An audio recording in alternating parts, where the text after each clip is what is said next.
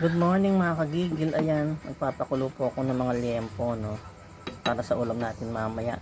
Tsaka meron ditong tokwa, naka-cubes na, didip na lang natin sa flour.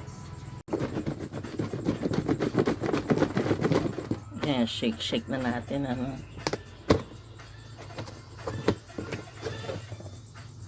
Ayan, nakababad na, naka-ano na sa flour, naka-breading, ang ating tokwa.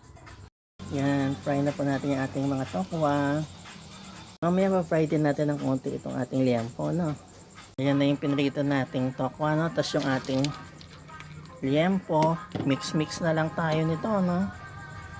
Tapos yung mixture natin ng toyo, suka, asukal, paminta, at oyster sauce, lagay na rin natin. Lagay na rin natin yung sibuyas natin. Yan, okay na ang ating tokwat baboy. Masarap nito mga kagigil. Kain na tayo.